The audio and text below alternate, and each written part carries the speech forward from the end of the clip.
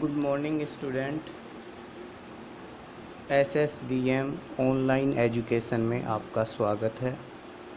आज हम कक्षा 12 के लिए हिंदी व्याकरण के प्रथम टॉपिक की चर्चा करने जा रहे हैं, जो परीक्षा की दृष्टि से बेहद महत्वपूर्ण माना जाता है और इस टॉपिक से 2 अंक के प्रश्न निर्धारित किए गए हैं। सबसे पहले हम भाषा के बारे में जानने का प्रयास करते हैं, उसके बाद हम चरणबद्ध तरीके से आगे बढ़ेंगे। सबसे पहले हम भाषा का अर्थ समझते हैं। भाषा शब्द संस्कृत के भास धातु से उत्पन्न हुआ है और भास धातु से अर्थ प्रकट होता है। प्रकट करना, जिस माध्यम से हम अपने मन के भाव एवं मस्तिष्क के विचार बोलकर प्रकट करते हैं, उसे भाषा की संज्ञा दी गई है। भाषा ही मनुष्य की पहचान होती है। अब इसकी परिभाषा की ओर चलते हैं, जो संभवतः परीक्षा में पूछ ली जाती है। भाषा वह साधन है जिसके माध्यम से हम सोचते हैं और अपने भाव विचारों को व्यक्त करते हैं। यह देखा गया है कि कई बार परीक्षा में प्रश्न सीधे न पूछकर उसको थोड़ा सा घुमा के पूछ लिया जाता है और परीक्षक यह जानने का प्रयास करता है कि विद्यार्थी उस टॉपिक के बारे में कितनी जानकारी रखता है। हो सकता है वो आपसे ऐसा प्रश्न पूछे कि आपके अनुसार भाषा किसे कहते हैं, या आप भाषा को परिभाषित कीजिए। तो व्याकरणिक दृष्टि का ध्यान रखते हुए आप उसका सही जवाब दे सकते हैं। आगे बढ़ते हैं। परिवर्तन प्रकृति का नियम है। समय के साथ साथ भाषा में भी परिवर्तन आता है और इसी कारण हम देखते हैं संस्कृत, पाली, प्राकृत, अपभ्रंश आदि आर्य भाषा के स्थान पर आज वर्तमान में हिंदी, राजस्थानी, गुजराती, पंजाबी, सिंधी, बांग्ला आदि अनेक भाषाएं प्रचलित हैं। भारत की राजभाषा हिंदी को स्वीकार किया गया है और भारतीय संविधान के आर्टिकल 343 में इस बात का उल्लेख किया गया है कि हमारे देश की जो राजभाषा है वो हिंदी को स्वीकार किया गया। अब इसी टॉपिक में आगे हम चर्चा करते हैं, भाषा के संदर्भ में किस प्रकार के प्रश्नों की प्रकृति पेपर में रहती है, किस प्रकार के प्रश्न पूछे जाते हैं, हमें उनके जवाब देते समय क्या क्या सावधानी बरतनी चाहिए। आगे बढ़ते हैं और इस टॉपिक को और अच्छे से समझने का प्रयास करते हैं। व्यक्त वाणी के रूप में जिसकी अभिव्यक्ति की जाती है उसे भाषा कहते हैं। ये और सरल परिभाषा है। भाषा के सामान्यतः 2 रूप होते हैं, जैसा कि आप सभी को पता है, आपने पिछली कक्षाओं में भी पढ़ा है। एक मौखिक भाषा, एक लिखित भाषा। आपकी जानकारी के लिए बता दूं मैं कि परीक्षा में ये प्रश्न पूछे जा चुके हैं। परीक्षा में इन प्रश्नों की जो महत्ता है वो बहुत अधिक है, इसलिए ध्यान से पढ़ते हुए इनको लिखें, याद करें, जिससे आगामी परीक्षा में आपकी सफलता सुनिश्चित हो सके। अब आगे बढ़ते हैं। इसमें साधारण बोलचाल की भाषा को मौखिक भाषा कहते हैं। जब उच्चरित ध्वनि संकेतों को निश्चित चिन्हों व ध्वनि संकेतों द्वारा लिखकर अंकित किया जाता है, उसे लिखित भाषा कहते हैं। ये हमने छोटा सा इन दोनों रूपों में अंतर किया है। परीक्षा में ऐसा प्रश्न भी पूछ लिया जाता है कि मौखिक व लिखित भाषा में क्या अंतर होता है, तो हमें बड़ी सावधानी से उसका जवाब लिखना चाहिए। सबसे पहले हमें स्केल लेकर एक पैरामीटर बनाना चाहिए और उसमें लिखित और मौखिक भाषा के अंतर को दर्ज करना चाहिए। सबसे पहले हम चर्चा करते हैं। मौखिक भाषा स्वाभाविक होती है, मतलब नेचुरल होती है, जबकि लिखित भाषा कृत्रिम होती है। यहाँ पे स्वाभाविक का मतलब होता है हमारे मुख से उच्चरित जो ध्वनियाँ आचरण और व्यवहार में आ जाती हैं, वह स्वाभाविक भाषा का रूप धारण कर लेती हैं, जबकि लिखित भाषा कृत्रिम होती है, उसमें बनावटीपन होता है। हम अपनी लेखनी के माध्यम से किसी कोरे कागज़ पर या कहीं पर लिखने का कार्य करते हैं तो वो कृत्रिम हो जाती है। अगला है, मौखिक रूप से बोलने पर वाक्य छोटे छोटे होते हैं, जबकि लिखित रूप में वाक्य बड़े होते हैं। मौखिक भाषा में स्थानीय बोलियों का प्रभाव रहता है। जैसा कि आप सभी को पता है कि जब हम कोई भी भाषा को बोलते हैं तो उसमें हमारे जो स्थानीय शब्द हैं उनका समावेश दिखाई देता है, और जबकि लिखित भाषा स्थिर होती है। यह बात हमें पता होती है। बोलते समय भी हम कई बार ऐसी भाषाओं का प्रयोग करते रहते हैं, जबकि लिखित भाषा में ऐसा नहीं है, क्योंकि लेखक सतर्क होकर लिखता है और उस विषय वस्तु को समझने का प्रयास करता है। मौखिक भाषा परिवर्तनशील होती है। मौखिक भाषा सदैव परिवर्तनशील होती है। जहाँ जहाँ हम जाते हैं, जहाँ जहाँ हम उठते बैठते हैं, जैसी भाषा हम सुनते हैं उसके अनुरूप ही उसको स्वीकार करते चले जाते हैं। और जबकि लिखित भाषा स्थिर होती है, उसमें ऐसा कोई प्रारूप या भेद दिखाई नहीं देता है।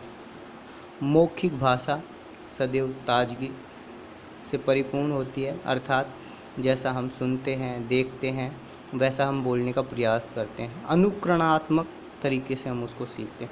और जबकि लिखित भाषा में रूढ़ और प्राचीनता से युक्त होती है, अर्थात लेखन कला का जो प्रारूप प्रारंभ से सिखाया जाता है वो संपुट कहीं कहीं हमें भाषा में नज़र आता है।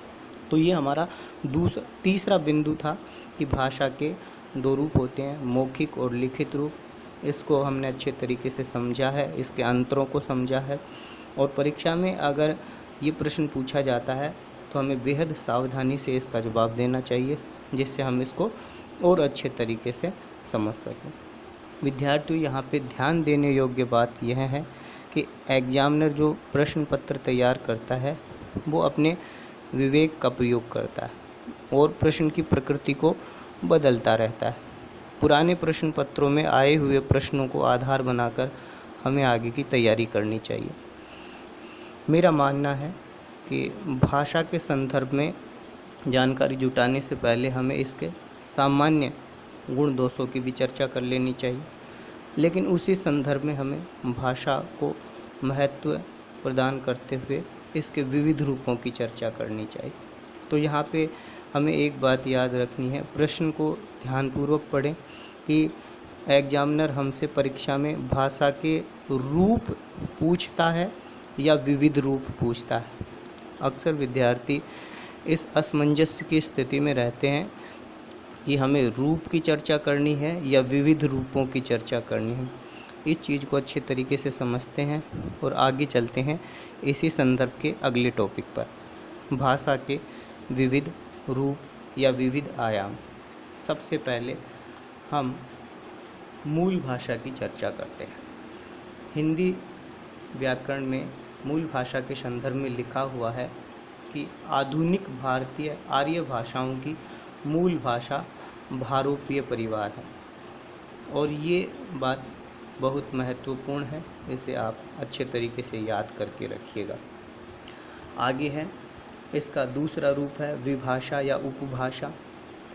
जो भाषाएं प्रांतीय स्तर पर शासन द्वारा स्वीकृत हो जाती हैं और जिनमें प्रांतीय शासन का कार्य संचालित होता है, वे विभाषा या उपभाषा होती हैं, जैसे पंजाबी, गुजराती, मराठी। यहाँ पे हमें ध्यान देना है कि विभाषा के संदर्भ में चर्चा हो रही है, अर्थात प्रांत का मतलब होता है वह क्षेत्र जहाँ का शासन प्रशासन उस भाषा को मान्यता दे देता है और उसमें शासन का संचालन होता है, कार्य होता है, पत्र व्यवहार होता है, वहाँ के लोगों के लिए, वहाँ के नागरिकों के लिए कुछ अच्छी जानकारियाँ अपने राज्य के परिप्रेक्ष्य में या उसकी संस्कृति के परिप्रेक्ष्य में वहाँ प्रचारित होती हैं, वो विभाषा के संदर्भ में आती हैं।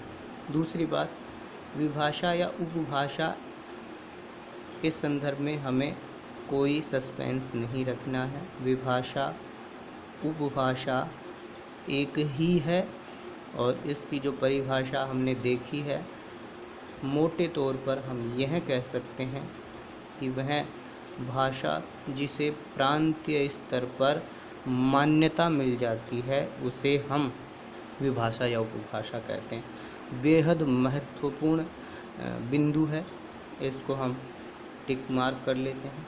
परीक्षा की दृष्टि से बेहद महत्वपूर्ण है, इसलिए इसको आप याद करके रखेंगे। आप चाहें तो इस पर फूल पत्तियाँ भी बना सकते हैं, जिससे आप इसको नोट डाउन पढ़ते समय इसको याद रख पाएँ। आगे चलते हैं। बोली प्रांत स्तर के शासन कार्यों के लिए प्रयुक्त होने वाली मंडलीय स्तर पर स्वीकृत, जिसमें साहित्यिक रचनाएं भी होती हैं, उन भाषाओं को बोली कहा जाता है। और विभिन्न संदर्भ में जैसे मगही, भोजपुरी, मालवी, ढूंढाड़ी, ये आदि सभी बोलियां होती हैं। विद्यार्थियों, यहाँ पे हमें एक बात और याद रखनी है। हमसे परीक्षा में यह प्रश्न पूछा जाता है, अक्सर हमने देखा है, पुराने प्रश्न पत्रों में हमने देखा है, बोली और भाषा में क्या अंतर होता है। तो यह हमें अच्छे तरीके से याद होना चाहिए। भाषा और बोली का जो लेखा जोखा है वो हमें अच्छे तरीके से समझना चाहिए। बोली केवल एक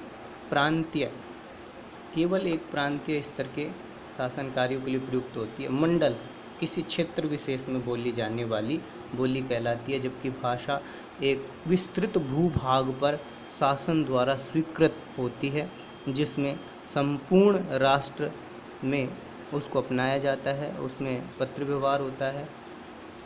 तो हमें ये बात भी अच्छे तरीके से याद रखना है। तो यह बिंदु भी हमारी परीक्षा की दृष्टि से बेहद महत्वपूर्ण माना जाता है। आगे चलते हैं। भाषा के विविध रूपों में उपबोली प्रत्येक व्यक्ति की भाषा में दूसरे व्यक्तियों की भाषा से अंतर होता है। हमने कई बार देखा है कि जैसे आप लोगों ने सुना होगा कि कोस कोस पर बदले पानी, 4 कोस पर बदले वाणी। ऐसा हमें इसलिए लगता है कि कई लोगों की व्यक्तिगत बोली ही उनके निजता की पहचान होती है, लेकिन यहाँ पर व्यक्तिगत बोली ही सामूहिक रूप में प्रयुक्त होने पर उपबोली बन जाती है। मतलब वो उसी की सहायक बोली बन जाती है। उसे हम बोली और विभाषा की सृष्टि उससे ही बोली और विभाषा की सृष्टि होती है। तो विद्यार्थियों, यह हमारा तीसरा बिंदु था और ये परीक्षा की दृष्टि से बेहद महत्वपूर्ण माना जाता है। एक बार फिर मैं आप लोगों को कहना चाहता हूँ कि भाषा के विविध रूप और भाषा के रूप, इन दोनों बिंदुओं को पढ़ते समय यह सावधानी रखनी है, अगर परीक्षा में प्रश्न पूछा जाता है भाषा के रूप, तो हमें मौखिक और लिखित भाषा के संदर्भ में चर्चा करनी है। अगर परीक्षा में पूछा जाता है भाषा के विविध रूप, तो हमें मूल भाषा, विभाषा, बोली और उपबोली के संदर्भ में चर्चा करनी है। आगे बढ़ते हैं इसी टॉपिक में। आगे एक टॉपिक और है, भाषा की इकाइयाँ, और इसके संदर्भ में भी परीक्षा में कई बार प्रश्न पूछा जाता है। अब हम चलते हैं भाषा की निम्न इकाइयों की तरफ। सबसे पहले हम इसमें चर्चा करते हैं ध्वनि। ध्वनि के संदर्भ में हमारे मुंह से निकलने वाले प्रत्येक स्वतंत्र आवाज़ ध्वनि कहलाती है। भाषा के मौखिक रूप में केवल ध्वनि का प्रयोग होता है। दूसरा बिंदु है वर्ण। वर्ण ध्वनि के रूप में ही वक्ता अर्थात बोलने वाले के मुख से उच्चरित होता है, और यह भाषा की सबसे छोटी इकाई मानी जाती है। तो एक प्रश्न हमारा यहाँ भी बन जाता है कि भाषा की सबसे छोटी इकाई किसे कहते हैं। तो भाषा की सबसे छोटी इकाई वर्ण कहलाती है, और जिसके टुकड़े नहीं हो सकते हैं। जैसे कोई भी वर्ण है, हम मान लीजिए हम किसी वर्ण को लेते हैं, हमने लिया है ए, तो हम इसके टुकड़े नहीं कर सकते, यह स्वतंत्र रहता है, तो इसे वर्ण कहते हैं। आगे हम चलते हैं इसी के संदर्भ में अगले प्रश्न पर। आगे तीसरे नंबर पे इसमें है शब्द, और शब्द वर्णों के सार्थक समूह को शब्द कहते हैं। जैसे मान लीजिए कोई भी वर्ण है और उसमें कै, जैसे कै, मैं, ले, इसको अगर हमने जोड़ दिया, सार्थक बना दिया, तो इसका अर्थ निकलता है कमल। आगे चलते हैं। इसके बाद में पद। वाक्यों में प्रयुक्त शब्द के व्यवहारिक रूप अथवा विभक्ति युक्त शब्दों को पद कहते हैं। जैसे राम ने रावण को बाण से मारा, यह एक पद है। इसमें किसी विशेष बात की चर्चा की गई। आगे चलते हैं। वाक्य। शब्दों के मेल से अब एक पूर्ण विचार प्रकट होता है, तो वह शब्द समूह वाक्य कहलाता है। जैसे वह पुस्तक पढ़ रहा है। इस प्रकार से यह भाषा का जो टॉपिक है यही समाप्त होता है। आपसे अपेक्षा रहेगी कि आप इसको अच्छे तरीके से पढ़ेंगे और याद करेंगे। विद्यार्थियों से एक बात और मैं अवश्य कहना चाहूँगा कि व्याकरणिक दृष्टि से यह टॉपिक बेहद महत्वपूर्ण है। अपने समय का आप सदुपयोग करें और इसको लिखें, याद करें। अगली कक्षा में हम व्याकरण की चर्चा करने वाले हैं, इसलिए आज के लिए इतना ही। धन्यवाद।